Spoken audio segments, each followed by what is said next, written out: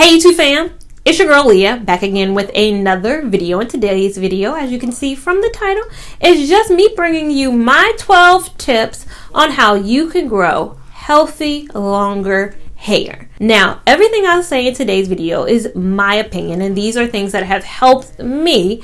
But if you have anything that has helped you, or you feel like I left anything out on this list, please share down below. But I wanted, again, share my opinion and my things that have helped me. Now, I'm going to do a turnaround so you guys can see. This is my hair, no added pieces. This is just me.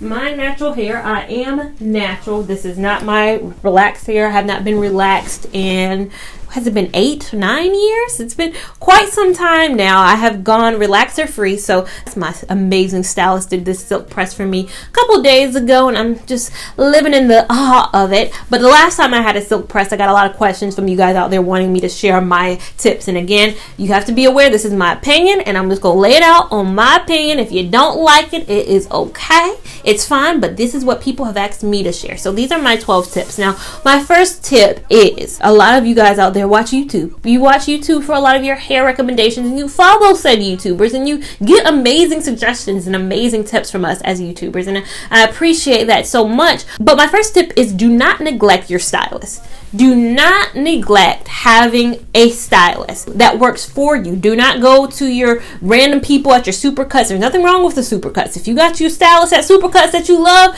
go to your Supercuts, go to your Regis's, go to all these places, but go to somebody that you trust, that knows your hair. And that's what I have. Tony is my stylist. She's been working with my hair for the last, I'd say, 7 years. She was an assistant to my previous stylist, but she's been my exclusive stylist for, I'd say, the last 5 years. So I trust her. I say a lot of times we watch YouTube because we don't want to pay a stylist. We don't want to have to go to a salon. That's, of course, why I watched it in college. I had no salon money. I was a college student. I didn't have no coins for nobody to go to see on a regular to trim no ends and do all that. So I didn't have that for a lot of my college journey, and I'll say my college years were years where I didn't see any growth in my hair. My hair from freshman to senior year wasn't that long. It didn't grow to the level that it's grown for me in the last, you can see some dark roots at my hair right now, and I just got my hair dyed in December. It's February now. You already see my hair is growing out. So having Tony in my life, and she promotes herself as she specializes in healthy hair. She has gotten me together in so many ways, and I have to say, stylists hate us as YouTubers. So the fact that I have a stylist who actually likes me and she knows I do YouTube. I have been in Clubhouse. Clubhouse is an app that I talk about a lot. I've been in little side Clubhouse rooms where stylists will be talking to each other, and they will rag on us as YouTubers. Not particular YouTubers, but just YouTube as a whole, that they'll have clients come in who followed something on YouTube and now their hair is messed up, or now their edges are gone, or all this is happening because of YouTubers. I've heard rooms where people say, I don't know why people have the audacity to get on YouTube to just turn on a camera and solidify themselves as stylists, or solidify themselves as having hair knowledge, and people will follow them because they're YouTubers and ignore us, people who've gone to school to manage their hair. They will not come to us and pay us, and they will wonder why their hair isn't growing. I'm one of those people I've always said, I'm a YouTuber by hobby, but I have a full-time job. I did not go to cosmetology school, so everything I share with you guys is from the opinion of somebody who is a novelist just like you. If you're somebody who's trying to still explore what works for you, I say there is no harm in also having a stylist who knows what works for you. I don't go to Tony every month. I've gone to Tony once in 2020, which, sometimes my hair showed for that. I plan to go to her at least 4 to 6 times in 2021. That is my goal. Again, that's not breaking the bank for me. That's not spending thousands of dollars. I'm not going every 2 weeks. I'm not going once a week. I plan on going at least once a quarter to get my ends trimmed, get some treatments done, to just get those things done to my hair. There's nothing like me having my stylist who knows my hair, who monitors my hair, who takes care of my hair, again, to make it be the hair that you guys are seeing right now. I love it. I love having a silk press. You just feel like a different person when you got a silk press in. So please definitely go to your stylist to get your trims. Trims help. Watch your YouTube videos, but please find somebody you know and trust who can take your hair to the next level. Number 2, I can't be a YouTuber who does protective styling and not tell you of the benefits of protective styling. Now, I made a video a few months ago about how I feel like doing continuous back-to-back protective styling impacted the retention of my hair. I felt like my hair was growing, but I felt like I wasn't retaining that length because I was doing them so repetitively, and I'll get to that on this list as well. But protective styling, doing it the right way, will help your hair grow. And switching up that protective styling, whether that's box braids, whether that is crochet braids, of course I'm always gonna go hard for my crochet braids. I also see some benefit in, doing your boxes, doing your passion twists, doing crochet braids, doing faux lock styles, doing wash and goes, doing natural protective styles, wash and goes, twist outs, flexi rod sets, switching it up. Anything that is not heat related, I think is an amazing way to have your hair grow. But leading me into tip number 3, take some breaks in between. That is where I went wrong. That's why I felt like my hair wasn't making the progress it needed to in these last few years of being a YouTuber. On YouTube, I was more so about creating content, creating crochet hair content. I had to have a video up all the time on crochet hair. And for me, I felt like it was hindering my hair. So that's why this year you haven't seen me do as much. I'm still getting into crochet hair. I'm going to put in crochet hair next. I had a jumbo twist last week, which was another alternative for me doing crochet braids. But I have to take breaks. That has helped my hair. That is what works for my hair. Now, there are plenty of people who are watching this who say, I never take a break. I do crochet back to back to back to back, and my hair grows phenomenally well. And that's what works for you. But I'm telling you, what works for me is not the continuous back-to-back nature of it. It's letting my hair breathe, letting my hair just feel the elements. Like, my hair is out right now. It doesn't even know how to act. It don't even know how to act because it's exposed. It's like, oh my God, I'm feeling air. I'm feeling the heat. I'm feeling air conditioner. I'm walking outside. Oh my God, is that a breeze? I did not know because I was sitting up under a wig. I was sitting up under some crochet braids. I love letting my hair breathe, and when my hair breathes, it rewards me by growing. So yes, I say protective styling, but either show variety in your protective styling or take a break in between your styles. So if you are not trying anything but crochet braids, you're not doing no wash and goes, you're not doing anything else, cool. But maybe take a little bit of break. Take a little bit of break. I know sometimes a lot of us right now are working from home. Ain't nobody seeing you. Take your wig off and just let it breathe. Just let your hair breathe sometimes.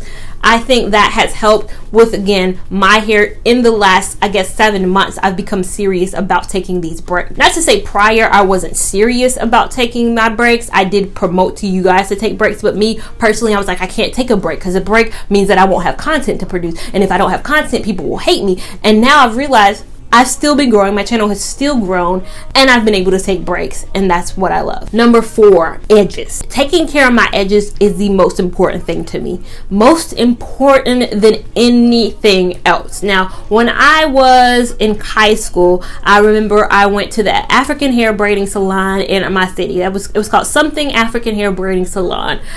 I felt my head was hurting for 3 days afterwards. I got micro braids for the first time ever, and my head was throbbing. Pain was in my head, and I had never felt anything like that before. I was like, I don't know this. I was tender-headed as a child. I kind of grew out of it as I grew up, but then I felt back to being a tender-headed kid. It wasn't a tender-headed thing. I know she braided my scalp to infinity. I've only been to an African hair braiding salon 2 times in my life. 2 times, both pre me being 20 years old. So one time in college, one time in high school, and I've never been since, because I know for me, they braid my scalp too hard. I love the job that they do. They do an efficient job. They get your hair together, and you can wear that for 4 months. You can be doing it for so long, but the harshness on my hair, I cannot tolerate. It does not work for me. So a lot of people say, how do you preserve your edges? For one, I don't let anybody braid my hair down. For the last 10 years, the only 2 people who have braided my hair have been myself and my mother. Myself and my mother. My mother knows me. She knows my hair. She birthed me 30 years ago. She knows what kind of level to do my braids at. We do not braid we're not about gripping. It's not about the grip game up here. If you've watched any of my videos, I am not gripping hard when I am doing my braids, which again, maybe why my styles don't last forever, why I can't wear a style for 6 months because my hair will be too loose at the end of the day. I'm okay with that because I'm saving my edges. I'm saving my hair from all that pressure. I will watch videos where people be like, yes, her grip game is amazing. She was able to grip hair that I didn't even think she'd be able to grip. to me, I'm like, ugh, it's hurtful. I don't think that's something to be applauded. That's something to be like, I scream a little bit when I see this. That's also why I don't like constant wearing of wigs, full wigs. Half wigs, I'm a little okay with because the combs start a little bit further back and it's not like right up here. But wigs, I hate comb full synthetic wigs because I feel like they're tugging here. And tugging here is where we lose hair the most. Like people who typically have the alopecias and all that stuff, where it starts first is around here, this little area right here, which is a lot of times where our gripping happens, where our combs are when we have our wigs.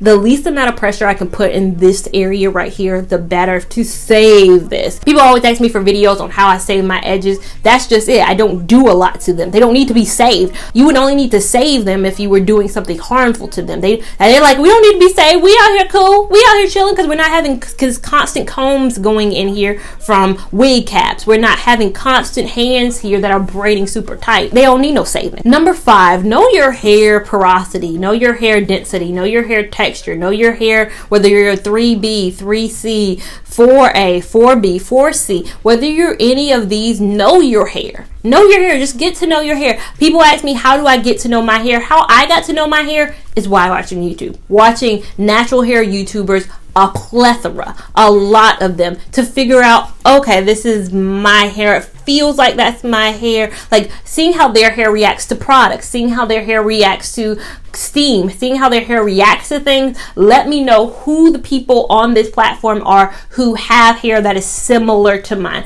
I always talk about Kimberly Sherrill. She's on this platform. I didn't discover her until maybe 2 years ago, but I was watching YouTubers for years, like Brie Hall and Jasmine and all these other YouTubers who have beautiful long hair, but I was watching their routines and wondering why my hair wasn't turning out the same. And it was because, oh, we have totally different hair. We have totally different hair types. So I think if you're going to be somebody who watches YouTube for your at-home styling treatments, that's fine, that's amazing. But watch people who are like you, who have hair that is like yours. I think on YouTube we get to the place where we watch so many people and we say, why is our hair not turning out this way? The same way we watch a lot of people's skincare routines and say, why my face not turning out like this? I'm using the same exact products. Skin is genetics. I have my mom's skin, I have my grandma's skin, and I'm sure I have my great grandma's skin as well.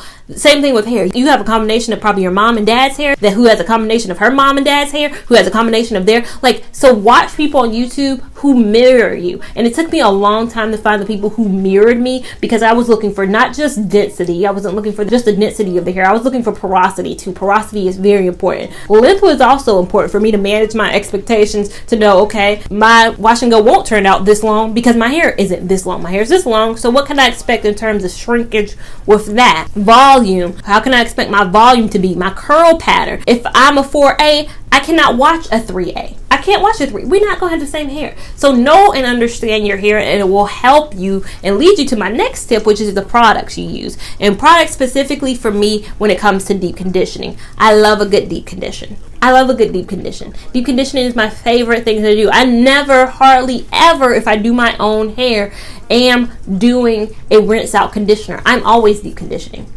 For hours. I love it. Deep conditioning is my favorite thing to do. Products vary from person to person. People always ask me for my favorite products. I'll give them to you, but do you have the same exact hair that I do? I mean, if they don't work for you, then they don't work for you. If they do work for you, fantastic. Maybe we have similarities here. But I found what products work best for me from, one, consulting with my stylist, but two, watching YouTube videos from people who have the same exact hair. And I learned how important deep conditioning is. I have my products. For me, I'll test around a few products, but there are deep conditioners that I trust more than anything. I won't play around with others when you have a good thing on your hands. That's why I'm a little less experimental than I was in my past. I kind of know that Shea Moisture Manuka Honey Deep Conditioning Mask works wonders for my hair. It just works wonders. The hair feels so different when I use that product. Same thing goes for my leave-in. I love the leave-ins that I love now. I love the stylers that I love right now. And that leads me to my next thing, steamers. Oh my God.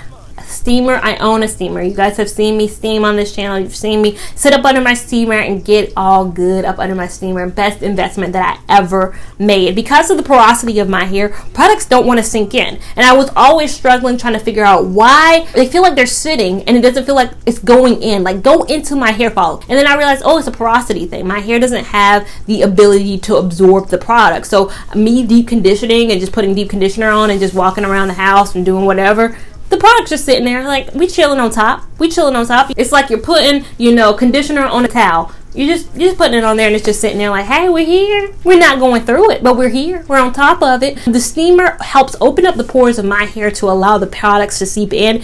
And I can honestly say 100% worked for me. Now, again, maybe you don't need a steamer. Your hair porosity, your hair type might not require a steamer, and that's perfectly fine. But again, it works for me, and it has saved me and helped me in the growth and retention of my hair. Number 8, scarves, bonnets, silk pillowcases, whatever the case may be, get one. Don't be cute and say, I don't sleep with no bonnet. I don't sleep with no scarf. I got a man. My man don't want to see me with all that in. My man want me to lay down like this and put my wig on. Like, he wants that. I don't sleep in no bonnet and no silk pillowcases. Okay. If your hair is growing and flourishing and all that great things, you can lay your head on your cotton pillowcases and your cotton sheets and you have no issues. Good for you. But for me, that's no bueno. My mom raised me early on with a scarf. I can't remember an age where I didn't have a scarf on. I remember being 3 and my little pink scarf. I put my little pink scarf on at night. We would say our prayers, get our prayer rocks out, say our prayers, and I had my bonnet on. My mama have her bonnet on. That's just how it's been since I was 3. So for the last 27 years, honey, it's been nothing but bonnets. I've been in relationships. Boyfriends have been with me before, was laying in bed, and they were like, oh, your scarf, let me get your scarf for you, babe. Like, my booze know I don't play no games with no scarves. Okay? Scarf is going on this head at any point. That has been what has definitely helped my hair. No matter if I have crochet hair in, no matter if I have my hair in right now, the scarf is saving me right now. If I'm doing a wash and go, if I have any of that, I always sleep with a scarf on. I've been a little bit less with a pillowcase just because I actually don't love pillows. I don't like sleeping on pillows. I'm a weirdo where I kind of prefer to just lay like straight on a bed. Like, I could sleep on a floor and be perfectly fine. I'm a weirdo. You would think I was like in the military or something and I'm used to barracks. I just love firmness when it comes to that. I've gotten a firmer pillow since and I still kind of don't even love that. So I'm sure my neck is going to hate me later for this. So bonnets work best for me, but pillowcases for you may be your awesome go-to thing. So I get people watch my videos and say, hey, but what if I don't wear a bonnet with this crochet hair? How long do you think it'll last? I can't give you those metrics because I'm not that person. I can't give you a week range when I don't do said thing. You're going to have to talk to somebody who sleeps without a bonnet on to get those numbers and that metric. So again, that's what helps me retain the moisture in my hair. Number 9, don't overwash your hair. Don't overwash your hair. I learned when I was little. I don't know if they still do this at school, but back in my day, they used to check the Caucasian kids for lice, and then us black kids would be like always confused. Like, why do they only get lice checks? Why don't we get lice checks? Like, and then it wasn't until I was in my 20s and I realized, oh, it's because they wash their hair every single day and we don't wash our hair every single day. And lice is actually attracted to clean hair. But then I was like, well then dang, why our hair so dirty? Why are we sitting around with dirty hair? Like, why we don't wash our hair every day then? And then I realized it's because we need our natural oils. We need our natural moisture. We need those things. And if we overwash our hair, we're removing that constantly. Daily washings to me is crazy. My hair will become so dry, so brittle. It would not be the hair I have today if I overwash. For me, when my hair is out, I wash once a week. So you guys know last summer I did a lot of wash and goes, a lot of flexi rod sets. So I will wash every Saturday, once a week for me. If I have a protective style in, I probably would do once every 3 weeks. Again, I don't have a active lifestyle though. I cannot tell you the perspective of somebody who goes to the gym that often. Not to say I don't need to go to the gym. I need to go to the gym. I just don't. So again, overwashing is not going to help your hair grow, as well as using cotton towels. Cotton towels are not great for our hair. I hate a cotton towel. I do not like a cotton towel hitting my hair. It just feels now. I use a microfiber towel when I'm washing my hair. That's all I use. If you do not have a microfiber towel, I highly suggest using like an old t-shirt or something. in 2021, we cannot use cotton towels anymore to dry our hair. I can honestly say my styles turn out better when I'm doing like a wash and go, a flexi rod set, anything. It turns out so much better. It's sometimes just starting at the towel. I can use all the same products, but if I towel dry my hair with a cotton towel rather than a microfiber towel, no. It's not good. Please invest in a microfiber towel. I got mine from Amazon. I'll link my steamer and my towel down below if you guys want to check it out, but it's amazing. 11, don't overuse heating tools. I was bad about this. Back in my early days, heating tools were my favorite. I wanted the straight hair. I felt like I needed the straight hair, and I know the irony of me saying that while I have a silk press in right now, but I can honestly say I don't get my hair silk pressed that often. My last silk press before December was early 2019, so I went probably 17 months without a professional press. I probably will go another 9, 10, 12 months without putting any silk presses and heat into my hair. Overuse of heat has destroyed my hair in the past, especially with me having colored hair. I have to be on another level of reasonability with my hair. I have to make sure that I'm not overdoing a lot because I do have colored hair. And my last tip is your diet. Diet. I eat terribly. I eat a little bit better now than I did in college, but again, going back to what I said at the beginning, my college years, my hair was not doing anything, wasn't growing, wasn't really doing anything. And I can honestly say in college, I wasn't eating the best. I would have a plate full of entrees when I was going to the student center and going to the caf, and then once I got out of the caf phase, I was just eating out all the time. I can't remember a time when there were green vegetables on my plates back then, and today it's still kind of hard to put some green vegetables on my plate, but I still do it at times. And I can definitely say what I eat has definitely helped in my hair. Now, water too. A lot of people say water. A lot of people add water as one of the things. I am a big proponent of drinking of water. I need to do better at that myself. My stylist every year is like, you ain't drinking your water, are you? And I'm like, I drink about one a day, about one or two a day, and I'm getting better at it than I was before. And I think in my getting better at it, my hair has rewarded me for it. You guys commented on how I silk pressed last 5 weeks the last time. I'm hoping I can get a few weeks of wear out of it this time as well. Back in the day when my diet was terrible, my silk press would last maybe a week. Maybe a week and a half. It would barely be lasting. It would just want to just puff up, be dry, not have the body, not have anything. It was just losing its luster and all that. And I can honestly say, once I changed my diet to what it is kind of currently and now, my hair has, got the luster, got the shine. It's not losing anything, and it can last for quite some time. So again, those are my tips. But if you like my video, make sure you give it a big thumbs up. Even if you didn't, still give it a big thumbs up. We want all the love and support over here on this channel. Make sure that you are subscribed to my channel so you don't miss anything I do over here. And make sure you have that notification bell on so again, YouTube doesn't play my face and alerts you to when I have a new video up. Make sure that you guys are following me on Instagram at LeoLon89 so you can keep up with my shenanigans in real time. And I'll see you in my next video. Thank you so much for watching. Bye.